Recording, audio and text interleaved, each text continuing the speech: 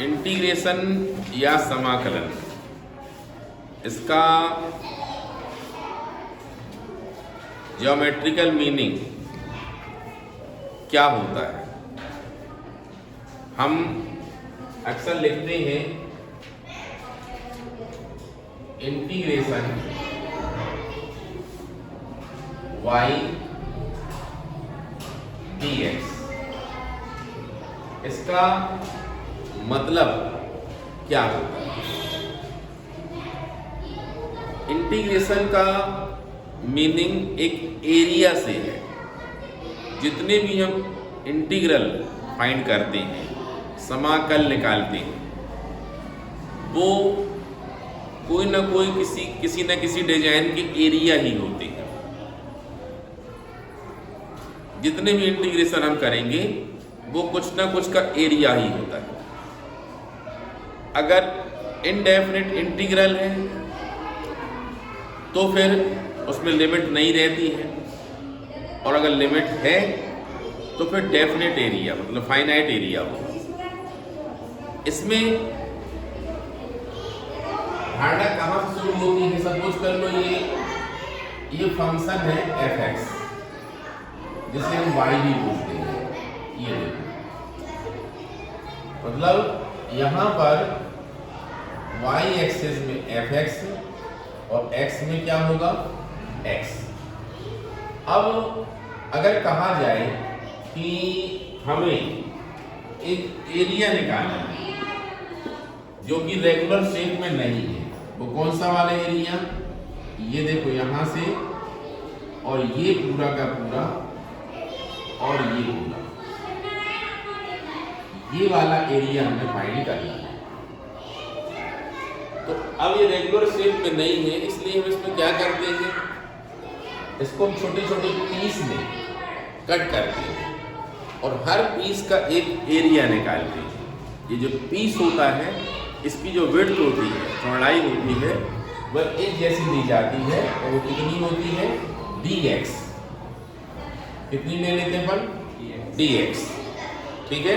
वास्तव में ली जाती है डेल्टा x और इसके करस्पॉन्डिंग यहाँ पर जो हाइट होगी, क्योंकि एक प्रकार से रेक्टेंगल जैसे बनता है, तो यहाँ पर इसकी हाइट ये जाएगी और इसकी जो विड्थ है ये वाली जाएगी।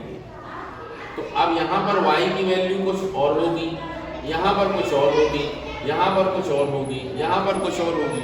मतलब विड्थ तो सेम रहेगी लेकिन हाइट कैसी रहेगी, डिफरेंट रहेगी, अलग अलग रहेगी। इसलिए जो एरिया बनेंगे वो कैसे बनेंगे, वो एरिया बनेंगे y1 into delta x, y2 into delta x, y3 into delta x, ऐसे ऐसे बहुत सारे बनते चले जाएंगे। हमारी कोशिश होनी चाहिए कि जो इनकी विड्थ है ये कम से कम होना चाहिए। ऐसा माना जा सकता है कि इनमें हमने n सेक्शन किए हैं या इनफाइनाइट भी कर सकते हैं, ठीक है।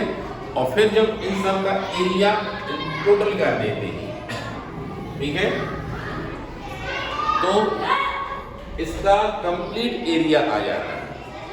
तब भी प्योर नहीं होता है कि इसका पूरा प्योर एरिया निकल आया हो। क्यों? क्योंकि ये जो ऊपर वाला डिजाइन देख रहे थे उसको हम बड़ा करके बताते हैं। ये देखो, अब इसको हमने आयत बोल क्यों दिया, लेकिन ये आयत है नहीं वास्तव में। आयत रेक्टेंगल कितना होगा, ये होगा।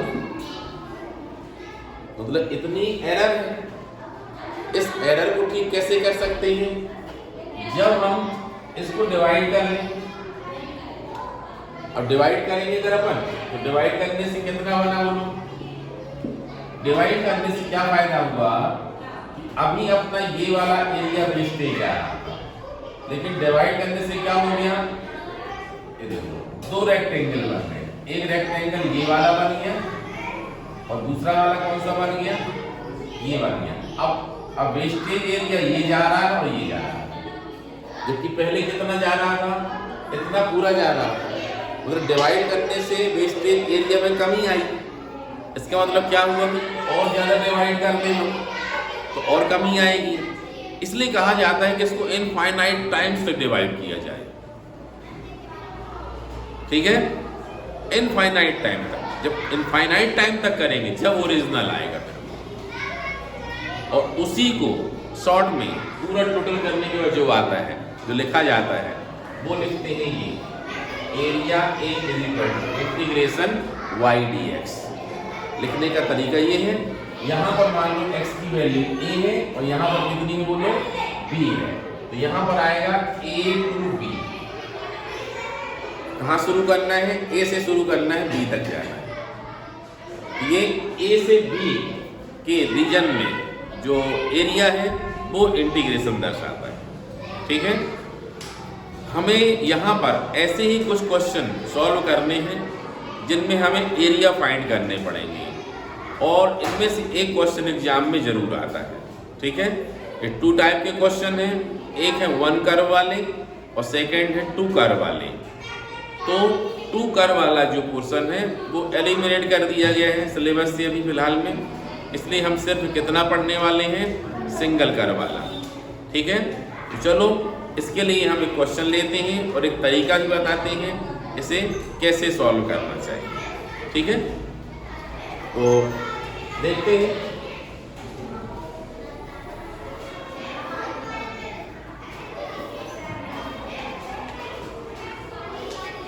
क्वेश्चन है y is equal to x square upon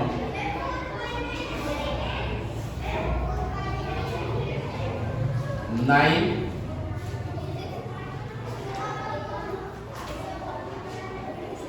नहीं, इसको चेंज करते हैं।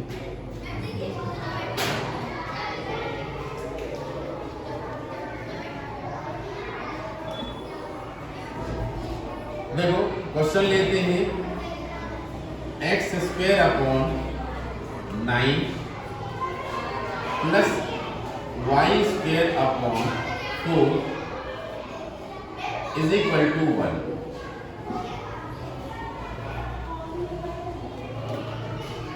ठीक है, हमें क्या करना है? इसका एरिया निकालना है। ठीक है, अब एक क्वेश्चन और लेते हैं। इसमें कहा जाए y is equal to 3x plus 1। y is equal to 3x plus 1 का x के साथ, x एक्सिस के साथ बाउंडेड एरिया निकालना है। कहां से कहां तक निकालना है? x इज इक्वल टू 1 से लेकर के x इज इक्वल टू 2 तक। ये 2 क्वेश्चन हम लेते हैं। इसमें x की वैल्यू दी गई है, मतलब लिमिट दे दी गई है।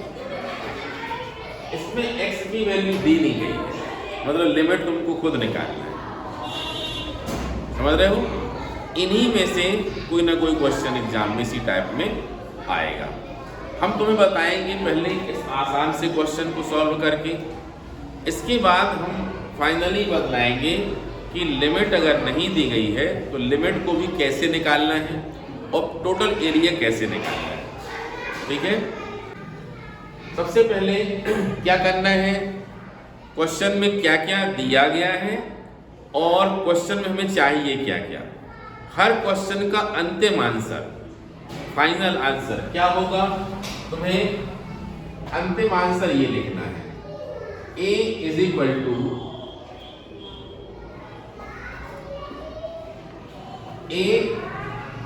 टू इंटीग्रेशन y dx, और यहां लिमिट कुछ ना कुछ जो दी जाएगी। ये तुम्हारा हर क्वेश्चन का अंतिम आंसर, मतलब अंतिम स्टेप, यहां से आगे अंतिम रास्ता शुरू होगा, लास्ट। क्यों? एरिया निकालना है। तो एरिया क्या होता है? Integration y dx, integration y। ठीक है, अब इसमें हमें क्या पता करना चाहिए? y क्या है, a क्या है, b क्या है, ये सब हमें पता करना है। मतलब हमारी रिक्वायरमेंट्स क्या होगी, सबसे पहले y पता होना चाहिए। तो y क्या होगा, जो तुमको क्वेश्चन में कर्व या स्ट्रेट लाइन दी जाए उससे तुम y निकाल लोगे। जैसे इसमें y दिया ही है, मिल गया। इसमें y सेपरेट नहीं दिया तो ट्रांसफर करके पक्षांतर करके y की वैल्यू निकाल लेंगे हम, लेकिन y निकालना होगा। अब सेकंड आती है लिमिट। तो जो x की वैल्यूज दी जाती है वो क्या है, लिमिट। ठीक है, तो यहां पर अपन लिखेंगे, इसमें क्या लिखना चाहिए, सबसे पहले हमें लिखना चाहिए गिवन, मतलब जो जो चीज दी गई है वो अपन ने लिखा। y is equal to 3x plus 1 और लिमिट क्लियर कट इसमें लिख देंगे हम, limit x is equal to 1 to x is equal to 2 लिख दिया। मतलब x इज इक्वल टू 1 से लेकर के कहां तक, 2 तक। अब आंसर में रिक्वायर्ड एरिया मतलब अवेश क्षेत्र का, रिक्वायर्ड एरिया मतलब जो पूछ रहे हो हमसे क्वेश्चन में जो पूछा जा रहा है, क्या लिखोगे बोलो, a is equal to integration y dx। सभी में तुम ये फार्मूले जैसा लिख सकते हो, a टू b। ठीक है, अब वैल्यू लगाओ, इंटीग्रेशन 1 और कितना बोलो 2, y की वैल्यू कितनी है बोलो,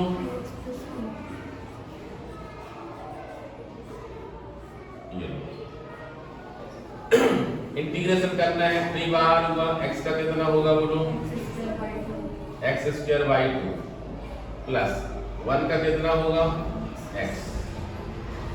लिमिट क्या लिखोगे बोलो, 1 से 2। अब देखो लगाओ, लिमिट पहले अपर लगाएंगे, 3/2 और यहाँ कितना आएगा 2 का स्क्वायर 4 प्लस 2 लगाओ इसमें, ये अपर लिमिट लग गई। अब क्या करना बोलो, माइनस लोअर लिमिट, मतलब ये लगाना है 3/2, 1 का स्क्वायर कितना 1, x की वैल्यू 1। अब बस इसको सॉल्व कर दिया अपन ने, 6 और 2 8 माइनस कितना आया बोलो, यहाँ एलसीएम 2 आया 5/2,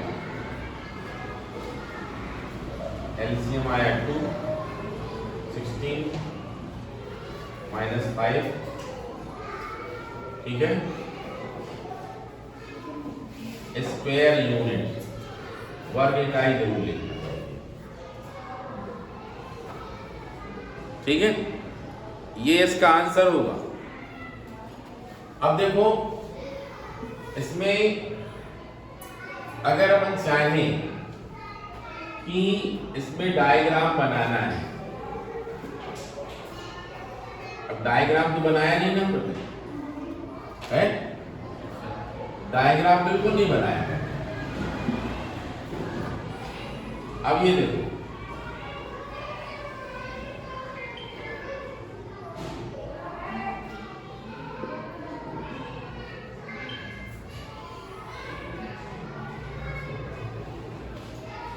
ये देखो,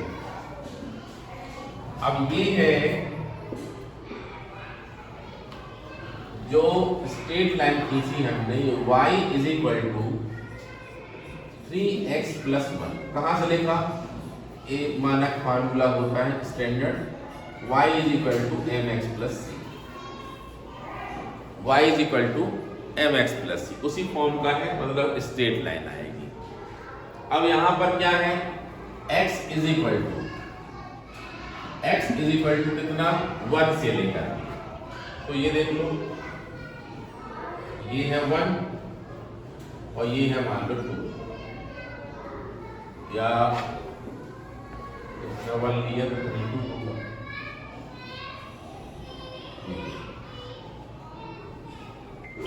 अब यहां पर जो हमने लिखा, ये वैल्यू क्या है बोलो, x इज इक्वल टू 1 और ये क्या है बोलो, x इज इक्वल टू 2। अब हमको जो एरिया निकालना है वो एरिया कौन सा निकालना है, वो एरिया निकालना है हमको कौन सा वाला,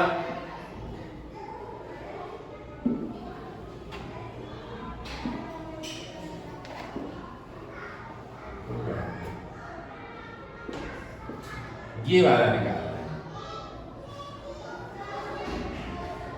ये। अब देखिए बिना इंटीग्रेशन के अगर तो ये है 2 और ये है 1, 2 माइनस 1 कितना हुआ, 1 बचेगा। मतलब इसकी जो ये वाली वेट है कितनी है बोलो, ये 1 है, कितनी है बोलो 1। अब हम पता करें इसकी लेंथ कितनी है और इसकी लेंथ कितनी है, कैसे पता करेंगे, x की वैल्यू इसमें लगा दें, लगाओ 1 लगाओ, 3 + 1 कितना आएगा 4, मतलब y की वैल्यू यहाँ पर कितनी है 4, कितनी है बोलो 4, मतलब ये है इसकी लंबाई 4। अब 2 लगाओ 6 7, इसकी कितनी हो गई बोलो 7, ठीक है। ये बनना समलंब चतुर्भुज जिसका एरिया क्या होता है 1/2, जो पैरेलल साइड है उनका सम कर दो, सम मतलब 4 + 7 इनटू हाइट, हाइट मतलब बीच की डिस्टेंस कितनी है 1।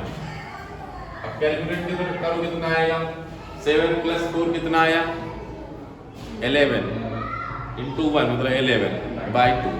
आंसर कितना आया भाई यहाँ पर पहले चेक करो जरा, कितना आया था 11/2।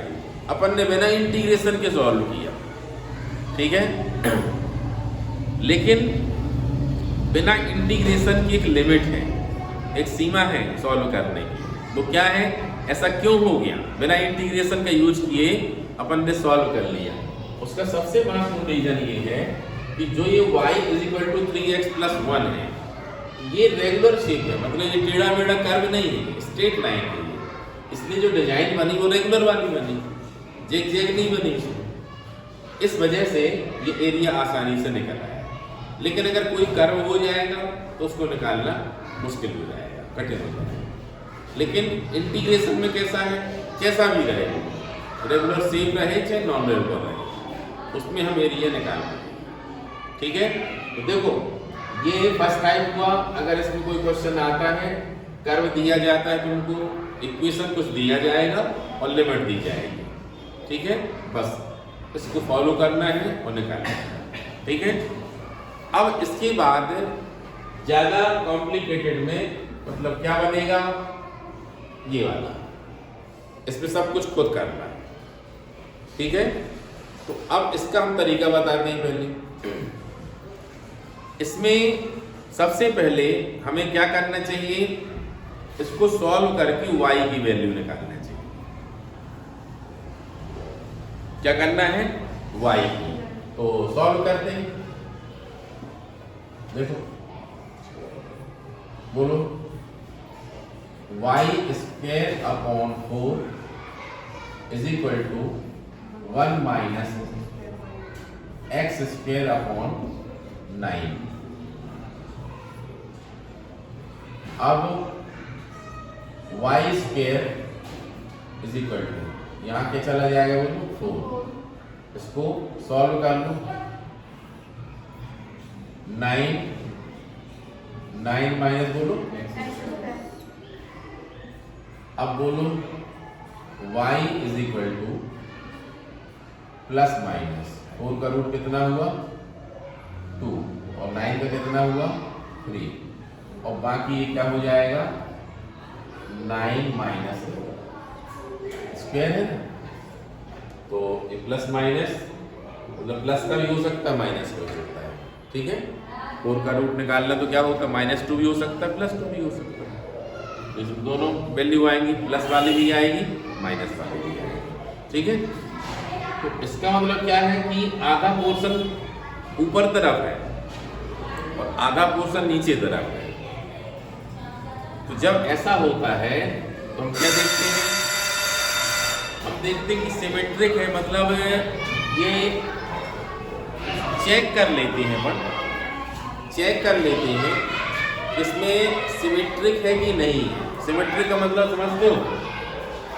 सिमेट्रिक का मतलब होता है, जैसे मान लो कि ये देखो, ये मान लो एक सर्कल, अब देखो इसमें ये लाइन, अब इस लाइन के सापेक्ष, ठीक है, ये इस तरफ का सर्कल और इस तरफ का सर्कल सेम है, तो क्या बोलेंगे हम कि इस लाइन के सापेक्ष ये इसमें सिमेट्री है या हिंदी में सममिति है। जैसे तो आप मिरर के सामने खड़े हो जाओ, तो मिरर के सापेक्ष क्या है, तुम में और तुम्हारी इमेज में सिमेट्रिक है, सममिति है, मतलब true copy clone,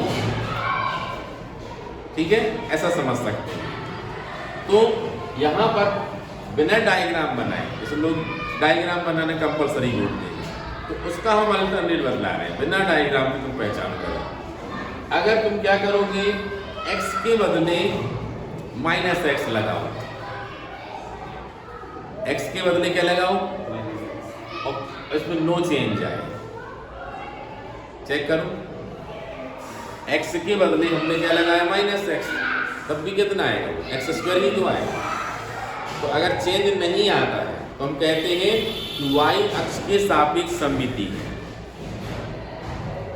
symmetric with respect to y axis, ठीक है। मतलब अच्छे समझना, x में लगाएंगे -x, तो अगर चेंज नहीं आया, सममिति किसकी होगी, y की होगी, किसकी होगी, y की। और अगर y में चेक करना है, अभी हम डायग्राम बना के भी समझा देंगे, पूरी बात और क्लियर हो जाएगी। y की जगह तुम -y लगाओ और नो चेंज आए, तो इसका मतलब क्या होगा कि वो x अक्ष के सापेक्ष सममिति है। जैसे ऐसा, इसका मतलब ये है कि देखो, जैसे मान लो ये है,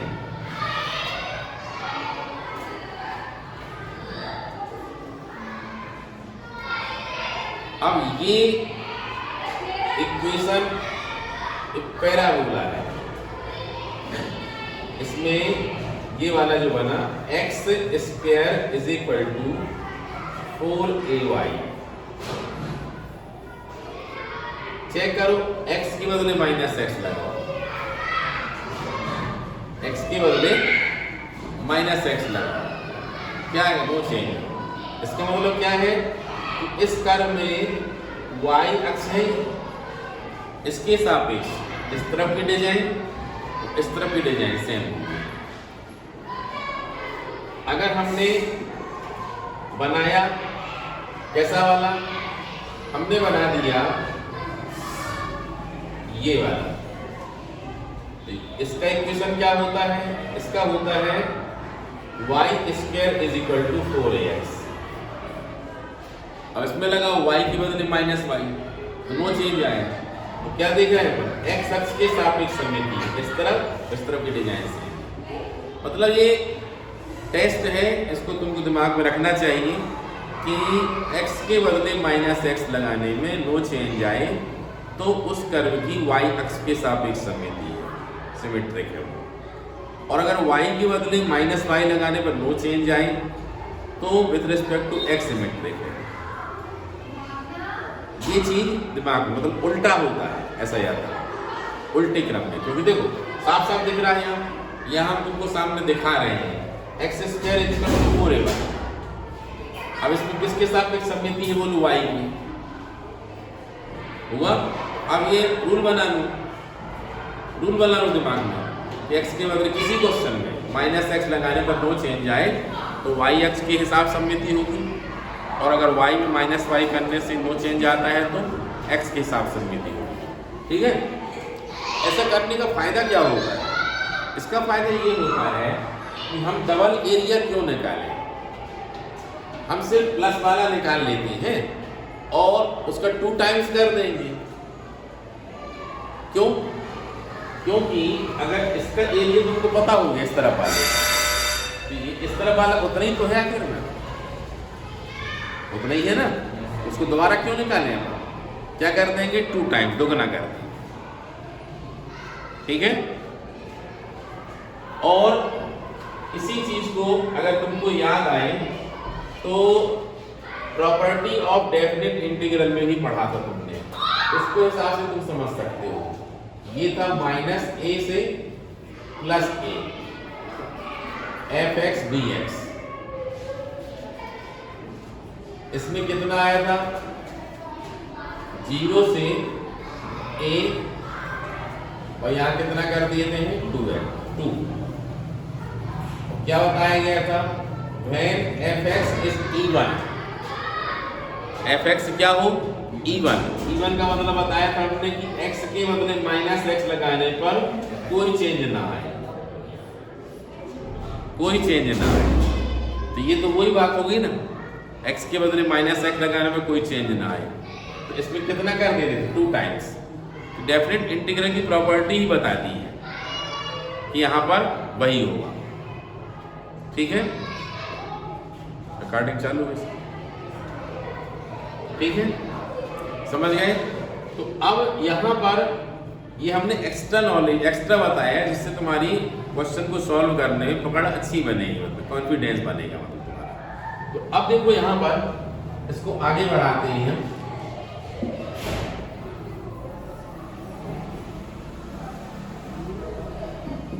देखो अब ये मैं क्या निकाल आया? ये कर दिया था। अब हमने कहा y तक निकालना है, ये y निकालना है। इक्वेशन नंबर क्या बोलोगे? बस ठीक है। अब हमको सेकेंड रिक्वायरमेंट क्या है? लिमिट की। इसकी है बोलो, लिमिट की। अब लिमिट कैसे निकालें? लिमिट निकालने के लिए हमें x की वैल्यू निकालनी है। क्या निकालनी है? x की वैल्यू। सबसे आसान तरीका y = 0 लगा दो। क्या कर दें? y = 0। और क्यों लगा दें? तो इसलिए लगा दें क्योंकि x एक्सिस में y की वैल्यू हमेशा क्या होती है? x एक्सिस में y की वैल्यू क्या होती है? 0। इसलिए हम लिमिट निकालने के लिए क्या करेंगे? y = क्या कर देंगे बोलो? 0। तो यहां पर हम लिखते हैं, ऐसा लिखेंगे, पहले बढ़िया लिख दो, फॉर लिमिट। अब इसके बाद लिख दो y = 0। तुम चाहो तो यहां पर ये बोल सकते हो कि ऐसा भी लिख सकते हो, इन x एक्सिस, मतलब x अक्ष में y की वैल्यू क्या होती है बोलो? मतलब रीजन क्लियर होगा कि क्यों कर रहे हैं। ठीक है, अब लगाओ। ये है तुम्हारा, इसको मानना था इक्वेशन नंबर फर्स्ट, और इसको क्या मान लिया? सेकेंड। अब फर्स्ट में लगाओ। कितना आएगा बोलो? 9 है। x² by 9 + 0 = 1। अब और सॉल्व करो उसको। x² = बोलो 9, तो फिर x = 3 नहीं, ±3। ठीक है। लिमिट 2 चाहिए पड़ती है, एक लोअर लिमिट और एक अपर लिमिट। ठीक है, अच्छे सुनो बात को। कुछ क्वेश्चन ऐसे हो सकते हैं जिनमें लिमिट एक भी ना दी गई, जैसे यही वाला एक भी नहीं दी गई थी ना, उसको कैसे निकालने? y = 0 करके x के 2 मान निकालने। एक क्वेश्चन ऐसा हो सकता है जिसमें दोनों लिमिट दी गई, सॉल्व कर लिया हमने। और एक ऐसा भी हो सकता है जिसमें एक लिमिट दी गई हो और एक ना दी गई हो। तो एक दी गई है वो तो ले लिया अपन ने।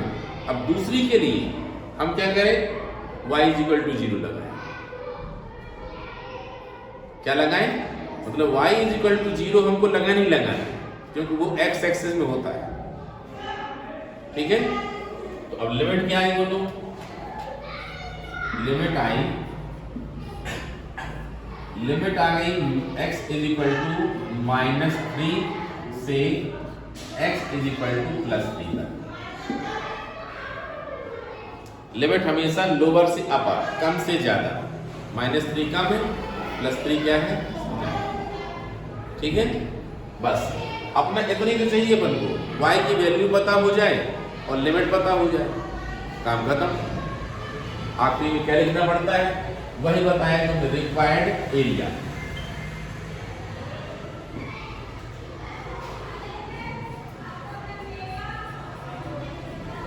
रिक्वायर्ड एरिया क्या लिखोगे बोलो, A = लिमिट कितनी लिखोगे, और y dx। ठीक है, अब y की वैल्यू प्लस वाली भी है, माइनस की, प्लस माइनस आया था ना, तो यहाँ पर हम क्या करेंगे, सिर्फ प्लस की ले रहे हैं, और यहाँ क्या लगा दिया अपन ने, 2। सिमेट्री में ये करना है अपन, नहीं तो एक बार प्लस की लिया।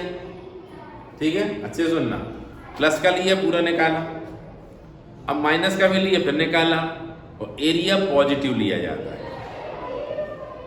ठीक है, क्या लिया जाता है, पॉजिटिव। इसलिए लास्ट में क्या करेंगे, दोनों को ऐड करेंगे। मान लो एक का ऐड 10, एक का -10, तो -10 को भी 10 ही लेना पड़ेगा फिर, तो 10 + 10 कितना हो गया, 20। तो वो लंबी कहानी नहीं करना अपन को, क्या करना है, क्या कर दिया अपन ने, 2 कर दिया। अब -3 से +3, और y की वैल्यू कितनी निकली थी बोलो, y ये प्लस माइनस प्लस बस लेना है, 2y3 9 - x²। हाँ कितना बोलो, 2y3, और बोलो 9 -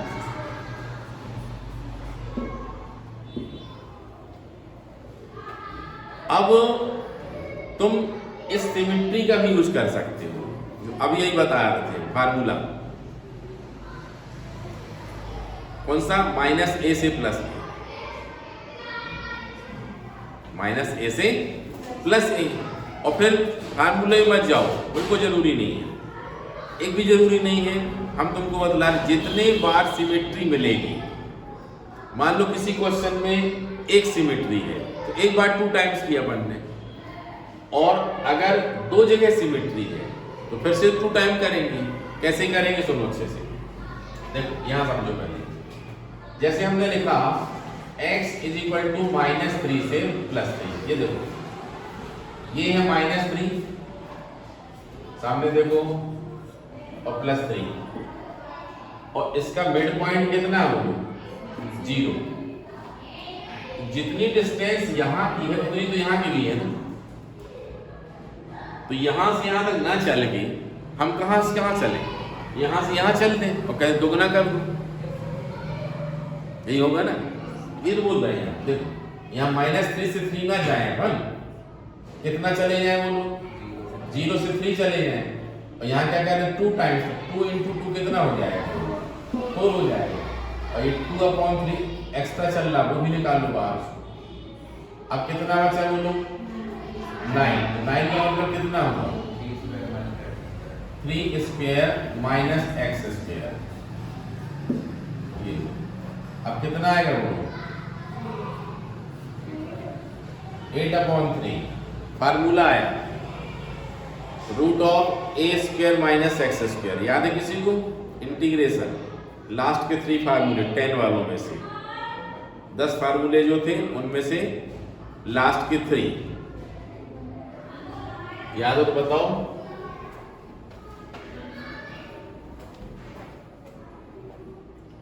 integration a square minus x square dx is equal to कितना होता है, याद नहीं, x by 2 a square minus x square plus a square by 2। याद नहीं रहेगा तो नहीं बनने वाला है, तो लिख दिया तो याद आ गया। अब ये कितना है, ये है लिमिट, अभी लगाएंगे x बाई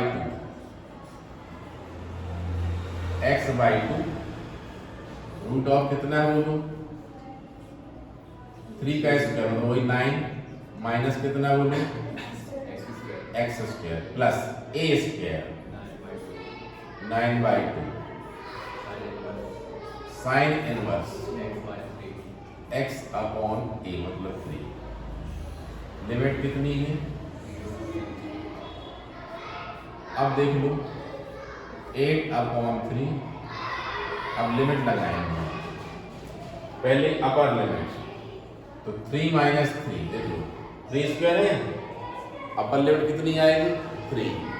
जैसे यहाँ तो ठीक है, यहाँ लगाओगे तो 3 स्क्वायर माइनस 3 स्क्वायर 0 हो जाएगा, मतलब इसमें भरने से कितना हो जाएगा 0। अब इसमें भरो, मतलब लिखना हो तो लिख भी तो चलो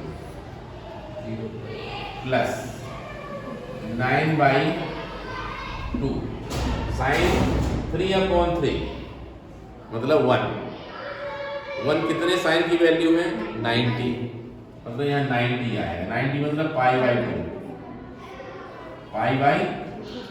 ये अपर वाली लगी। अब लोअर वाली 0 इसमें लगाया फिर 0 हो गई, प्लस यहाँ भी लगाओ इसमें 0 मतलब फिर 0 हो जाएगा। अब कितना है बोलो 8 बाई 3 कितना आएगा बोलो 9 पाई बाई 4 कितना आया बोलो 2 और यहाँ 3 6 पाई स्क्वायर यूनिट्स। ठीक है, अब देखो एक लाइन, पहले इसको एक डायग्राम से बताते हैं। देखो ये है एलिप्स का इक्वेशन, क्या है ये एलिप्स, इसका इक्वेशन है एलिप्स का। अब एलिप्स में एक लाइन ये ड्रॉ कर दी हमने और एक लाइन ये ड्रॉ कर दी, ठीक है। अब इसका इक्वेशन तुम देख सकते हो,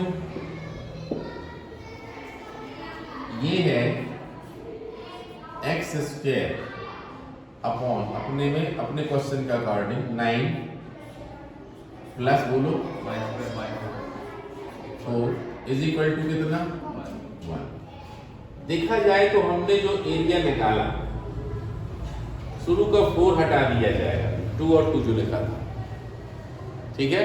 तो रियल में हमने निकाला इसका,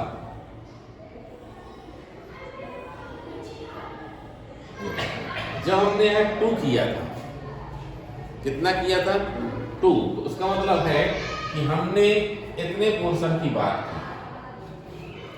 देखो प्लस ये ना, प्लस मतलब कहाँ ऊपर तरफ होता है, y की वैल्यू प्लस कहाँ होती है ऊपर होती है, माइनस कहाँ होती है नीचे होती है। ये देखो यहाँ क्या लिखा है प्लस माइनस लिखा है, तो प्लस मतलब y की वैल्यू प्लस मतलब कहाँ होगी ऊपर तरफ होगी, और माइनस मतलब कहाँ होगी नीचे तरफ होगा। तो ये जो हमने लिखा यहाँ पर, ये ट्वाइस करके, ये ट्वाइस करके, तो ये क्या है, ये इतने एरिया की कल्पना कर रहे थे। अब जब आगे ट्वाइस और कर दिया हमने, ट्वाइस मतलब -3 से 3, यहाँ देखो -3 कहाँ पर है, ये है -3, ये x की वैल्यू कितनी है -3, और यहाँ पर कितनी है बोलो +3, x की वैल्यू यहाँ कितनी +3, मतलब -3 से +3, मतलब हम ये ऊपर वाला ले रहे थे। लेकिन जैसे ही हमने यहाँ पर 0 से 3 कर दिया तो हम कहाँ पर सीमित हो गए, इसको भी छोड़ दिया। हमने कहा इतना सारा क्यों लेंगे, हम सिर्फ इतना लेते हैं, आधा कर देते हैं, हो गया। मतलब इतना लिखना था तो इतना निकाला, 2 टाइम्स कर दिया, फिर से 2 कर दिया, इसलिए दोबारा 2 करना पड़ा और अपन ने रियल निकाला ही। कई बार एग्जाम में ऐसा कुछ भी लेता है कि ये इक्वेशन यही देगा x²/9 + y²/4 = 1 के फर्स्ट क्वाड्रेंट का एरिया निकालो। फर्स्ट क्वाड्रेंट का मतलब जितना आंसर आए उसमें 1/4 कर देना भाई।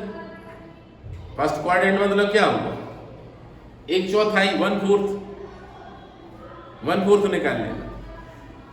तो इस प्रकार से ऐसा दे सकता है कि इसका आधा निकालो, जो कर्व दिया उसका क्या निकाल लो, हाफ निकाल लो।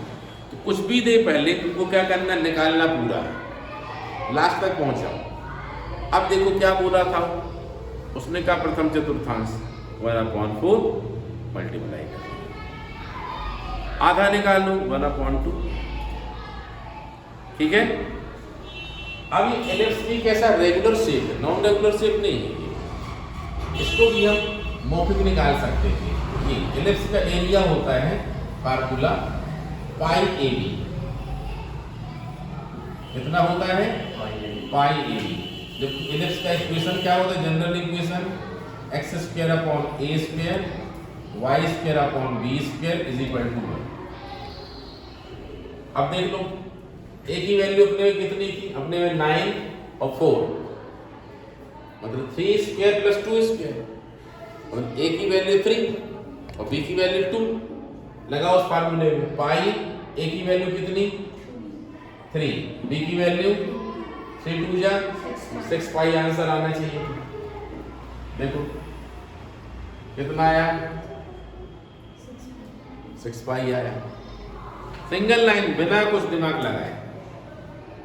एलिप्स का एरिया अपन को पता हैगा, एलिप्स और जो सर्कल है थोड़ा सा अंतर होता है। सर्कल में कैसा होता है, देखो बात अगर हम सर्कल की करते हैं तो ये सर्कल है। अब देखो इस सर्कल में क्या है, इस सर्कल में ये देखो ये सभी रेडियस सेम टू सेम रहेगी, ये वाली लेंथ भी सेम है, ये भी सेम है, लेकिन इसमें ऐसा नहीं, ये बड़ी है और ये छोटी, ठीक है। तो अपने जो सर्कल होता है इसका क्या होता है वास्तव में πr²। एरिया क्या होता है, क्या होता है भाई, इसमें तुम अगर a = b लगा दो, ये वाली साइड a है और ये वाली क्या है b, अगर a और b एक जैसे हो जाए तो क्या बन जाएगा, सर्कल। एलिप्स में अगर हम a और b इक्वल कर दें तो क्या बन जाएगा, वो सर्कल बन जाएगा। a = b कर दें मतलब a = r, b = r, लगा के देख लो, a = r, b = r, πr², आ जाएगा नहीं, πr², ठीक है। तो नोट कर लो।